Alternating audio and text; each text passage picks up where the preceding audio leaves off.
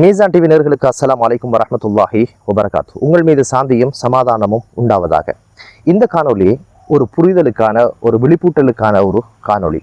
உங்களுக்கு தெரியும், பெல்ஜியத்திலிருந்து ஒரு பயணி, அவர் ஒரு யூடியூபர். அவர பேர் டிம் டான்ஸ் என்று சொல்லப்படுகிறவர். இலங்கைக்கு அடிக்கடி அவர் விஜயம் செய்கிற வழக்கார கொண்டவர். அவர் ஒரு பதிவுல அவர் என்ன சொல்லியிருக்கிறார்னா, இலங்கையில் தான் ஏமாற்றப்பட்டதாக ஒரு பதிவை செய்திருக்கிறாரு. இதுக்கு தலையங்கம் எப்படி தெரியுமா போட்டிருக்கிறாரு அவர் யூடியூப் சேனல்ல பக்கத்துல, இந்த மனிதரை தவிர்த்து கொள்ளுங்கள், இவர்கிட்ட கண்டிப்பாக நீங்க தவிர்த்து நடக்கணும் அப்படின்ற மாதிரி ஒரு டைட்டில் போட்டிருக்கிறாரு. என்ன நடந்தது அப்படின்னு பார்த்தா, What is this? Yeah, some vegetables. Onion or something like And you fry it. It's Fry. You eat cold or warm? Yeah, normal. Normal. Also, yeah. Okay. Okay, I'll do one of this, please. One piece. You can sit down and eat. No. Okay. Sri Lanka tea. Yes, Sri Lanka tea. Yes. I wasn't planning on eating, but this friendly man invited me, so I decided to come in for a quick bite. What is the name? Sambal? And this one? Also sambal. A different kind of sambal. Okay, I'll try. Okay, so what do we have here? I don't know, but I know we have sambal. What's the name of this? We call wade. Wade. So we have wade and two kinds of sambal. Wade. So I rip it, and then take some sambal like that, then you can like eat. this. You can eat. Ooh, This, good. Oh, yeah. Little this. a lot of it? Just a little. Is that not a bit much? No, seriously, how much is it? 800 then if you want, then you No, give me a real price. 800. No, I don't give you 800. 800 like $3. How much for one of this and one tea? 800. Okay, that seems a bit high. You advertise your prices? Okay.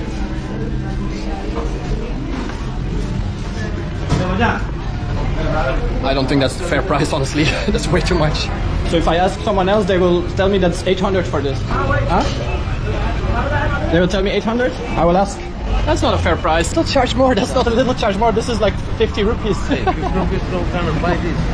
I will ask. Don't worry, I will ask. You're not an honest man. I have to show it. Excuse me. Do you speak English? Little. How much does this cost normally? One like that. Yeah. One piece. How much is it? Don't ask. But normally. 150. And, now you give my money back. Huh? No, I don't want it. Here, take. No. I thought you were an honest man, but you're not honest. Okay. Come on. I can't believe it. Like, I just arrived here and they already scammed me. Like, why? I thought this man was friendly, but he was just after my money. That's all. அது தாண்டி கொழும்புல புதுக்கடையில் ஒரு கொத்து கடை, அந்த ஹோட்டலுக்கு அதே மாதிரி ஒரு வெளிநாட்டு பயணி போறாரு. போய் என்ன வேணும்னு கேட்டபோது சந்தோஷமாக கடை ஓனர் உள்ளுக்கு கூட்டிட்டு போறாரு. கூட்டிட்டு போன ஒவ்வொரு வகையெல்லாம் சொல்லி காட்டுறாரு, என்னென்ன சாப்பாடு இப்படின்னு சொல்லி. கடைசி அவர் விலையை கேட்கிறாரு. கொத்து அப்படின்னு ஒரு தீர்மானத்துக்கு கொத்துக்கு என்ன விலைன்னு கேட்டதுக்கு இடியப்ப கொத்து அவர் தீர்மானிக்கிறாரு. 1900 ரூபா விலை சொல்லப்படுது. இவருக்கு ரொம்ப ஆச்சரியமா இருந்ததுனால அந்த கொத்து போட்டு கேட்டார், இதுல என்ன விலை அப்படின்னு சொல்லி. அதுக்கு அவர் சொன்னாரு 1900. இதை கேட்ட ஒன்று சொன்னாரு, நான் கடை ஓனர், நான் தான் விலையை சொல்லணும், இஷ்டம்டா சாப்பிடுங்க, கஷ்டம்டா போங்கன்ற மாதிரி ஒரு வாடிக்கையாளரோட எப்படி நடந்து கொள்ளணும், அந்த பண்பாட்டு விழுமியங்கள் எல்லாம், அந்த கருத்தாடல்ல, அந்த கலந்த உரையாடல் நாங்க காணல. Some food. No, after some food. What do you want to put there? I have the fried chicken and seafood. You want sting hopper kotte? What is this? This is the sting hopper kotte. Steam, huh? Sting hopper. Hopper. Yeah.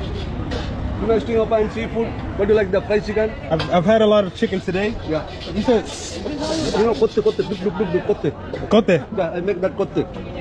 Let's get some kote. Yeah. Yeah. You like? I don't know what it is. Yeah, spicy or not spicy? I like spicy. Spicy. Okay. I like some spicy. Yeah, but what do you like? Let's get some kote. Okay. Chicken you like? What do you like? You know fish. Fish. Okay. Let's try some. How much is it? 1,800. Huh? 1,800. Big. Wait. Don't. Hey, how much is it? Oh, wait, how much? How much? 19. You just told him the price. Yeah, this is my boss. This is a worker.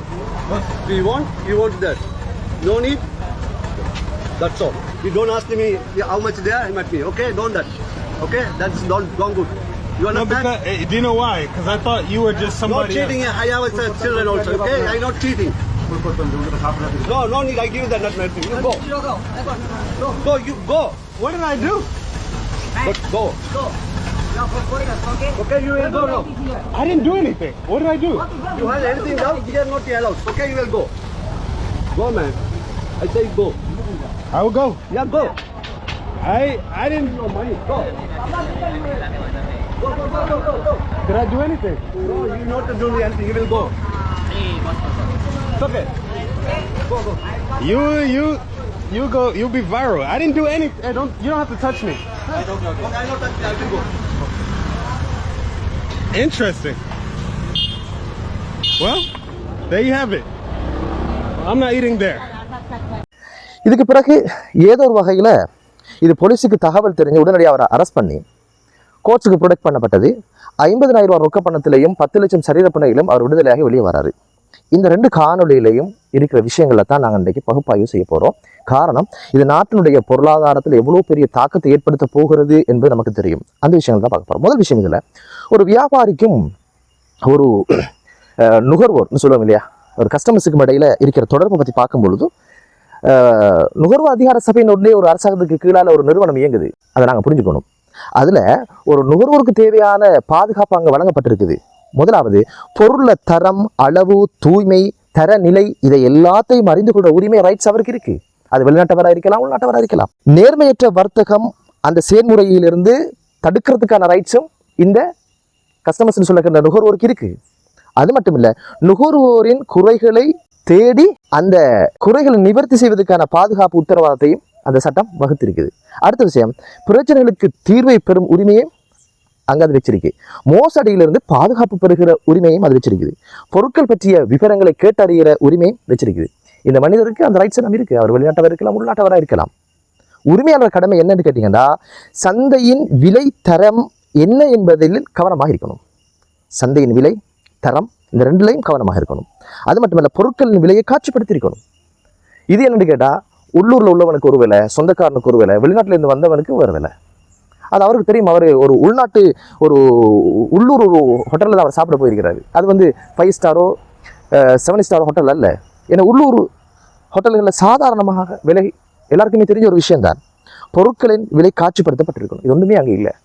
இது எல்லாமே நம்ம சட்டங்களுக்கு முரணாக நடக்கின்ற பொழுது வருகின்ற விபரீதங்கள் தான் அது. அந்த தவறுகளுக்கான விளைவை தான் அந்த ஓனர் இன்னைக்கு கண்டிருக்கிறாரு.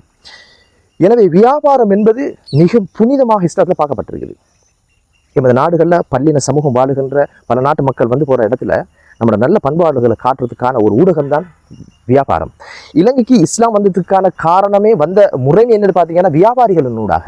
இன்னைக்கு நாங்கள் எல்லாம் முஸ்லீமாக மார்பு தட்டி இருக்கோம்னா அதுக்கு பக்கபலமாக இருந்தது, இவ்வளோ அழகான ஒரு கிஃப்ட்டை இந்த சமூகத்துக்கு தந்தது வியாபாரிகள் தான். அது மிகப்பெரிய ஊடகம். இதனால தான் ரசூலுல்லாஹி ஸல்லல்லாஹு அலைஹி வஸல்லம் சொல்கிறாங்க, எப்படின்னு கேட்டால், பிஸ்னஸுக்கு சில எத்திக்ஸ் இருக்குது, ஒழுக்க விழுமியங்கள். ஒரு வியாபாரிக்கு ஒழுக்க விழுமியங்கள், ஒரு கஸ்டமர்ஸ் அவங்களுக்கு ஒழுக்க விழுமியங்கள். ரசூலுல்லாஹ் சொல்லும்போது சொன்னாங்க, அத்தாஜிரு ஸதூகுல் அமீன் மஅ நபிய்யீன வஸ்ஸித்தீகீன வஷுஹதா. இந்த சமூகத்தில் டொப்பில் உள்ளவங்க நபிமார்கள், அடுத்த அந்தஸ்தில் உள்ளவங்க ஷுஹதாக்கள், அதுக்கு அடுத்த சித்திகீன்கள். இந்த 3 பேருக்கு பிறகு மற்றவங்க லிஸ்ட்டில் வருவாங்க. இவங்களோட நாளைக்கு ஒன்றாக உட்காருகின்ற பாக்கியம் பெற்றவங்க யாரு என்பதை ரசூலுல்லாஹ் சொல்லும்போது சொன்னாங்க, அத்தாஜிர் அஸ்ஸதூக் அல் அமீன். சதூக் அமீன் சிஃபத்து முஷபஹா, மிக மிக மிக உண்மை பேசுகிறவன், மிக மிக உண்மை பேசுகிறவன், நம்பகத்தன்மை உள்ளவன் என்று சொன்னாங்க. சாதாரண இல்லை, எல்லா நிலைகளிலும், உள்ளூரா வெளியூரா சொந்தமா பந்தமா எல்லா இடங்களையும் நம்பிக்கையாக தரமான சாமான பொருத்தமான விலையில விற்கிறவர் தான் அத்தாஜிர் அஸ்ஸதூக் அல் அமீன். இந்த பண்புள்ளவங்களாக நம்ம இருக்கிறது நமக்கும் நல்லது, நம்மளோட மார்க்கத்துக்கும் நல்லது, நம்மளோட நாட்டுக்கும் நல்லது. உமர் ரலியல்லாஹு அன்ஹு சொன்னாங்க, இந்த பிஸ்னஸ் எத்திக்ஸ் அதோட சேர்த்து பிஸ்னஸ் ஸ்டடீஸ், வியாபார முறைமை சார்ந்த கல்வி யாருக்கு இல்லையோ அவர்கள் எங்களுடைய மார்க்கெட்டில் பிஸ்னஸ் செய்வது முற்றும் முழுதும் தடை எனது ஆட்சியில் என்று சொன்னாங்க. அவங்களால நலவுகள் நடக்காது, அவங்களால தீங்குகள் தான் நடக்கும். இன்னைக்கு பார்த்தாச்சு, உலக அரங்கில் இன்னைக்கு ஒரு மோசமான ஒரு சின்ன ஒரு விஷயத்துல ஒரு மோசடி, உணவுன்றது ஒரு மனிதன் கேட்காமலே கொடுக்கணும், பசின்னு சொன்னாலே கொடுக்கணும். அது சரி, வியாபாரத்துக்குள்ள வந்தாச்சுன்னு வைங்களேன், நீங்கள் நட்டமாக கூடாது, அவங்க நட்டமாக கூடாது. இன்னைக்கு சர்வதேச அரங்கில் ஒரு யூடியூபர் இந்த மனிதரை தவிர்த்து கொள்ளுங்க என்று சொல்லியிருக்காரு இல்லையா, காலப்போக்கில் இந்த நாட்டை தவிர்த்து கொள்ளுங்க என்று சொல்ற அளவுக்கு வரும். அடுத்த விஷயம் தான் சுற்றுலாத்துறை என்பது எவ்வளவு முக்கியமானது என்று நாங்கள் பார்க்கணும். இதில் சம்பந்தப்பட்ட 2 பேருமே சுற்றுலாத்துறையோட சம்பந்தப்பட்டாங்க. சுற்றுலாத்துறை சம்பந்தமான அதிகார சபையும் நாட்டில் இருக்குது. அந்நிய செலாவணி எவ்வளவு பெரிய தாக்கத்தை நாட்டில் ஏற்படுத்திச்சுன்னா நமக்கு தெரியும். 2022 மிகப்பெரிய பொருளாதார நெருக்கடி ஏற்பட்டு ஒரு அதிபரையை வீட்டுக்கு அனுப்புற அளவுக்கு மிகப்பெரிய நெருக்கடி. அத்தியாவசிய பொருட்கள் இல்லை, கேஸ் இல்லை, எரிபொருள் இல்லை, பாதையோரங்களை மனிதன் இறந்து கிடந்தான். இப்படி ஏகப்பட்ட எல்லாத்துக்கும் மேலே இந்த ஹோட்டல் இருக்குல்ல, அந்த பிரச்சனை சம்பந்தப்பட்ட ஹோட்டல்ஸ் இவங்க கூட பல உணவகங்களை மூடினாங்க, கேஸ் இல்லாமல், தொழில் இல்லாமல்.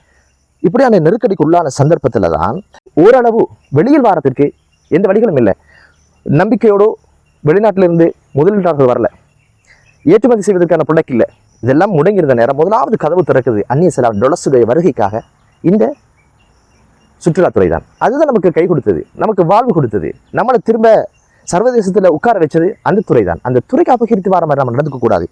இதன் மீது இருக்கிற நம்பிக்கை, மக்கள் மீது கொண்ட நம்பிக்கை, நாடு அழகாக இருக்கிறது, மக்களுடைய நடத்தை சார்ந்த நல்ல விஷயங்கள் தான் இதுக்கு மூலதனம். உணவினுடைய வகை வகையான தரமான உணவும் கிடைப்பதனால் மக்கள் விரும்பி அங்கே போகிறாங்க. அது மட்டுமல்ல, அவங்களோட மகிழ்ச்சிகரமான பொழுதுகளை கழிக்கிறதுக்கு குறைஞ்ச விலையில் இந்த நாடு எல்லா வளங்களையும் தந்திருக்கிறது என்று சொல்லியிருக்கிறாங்க.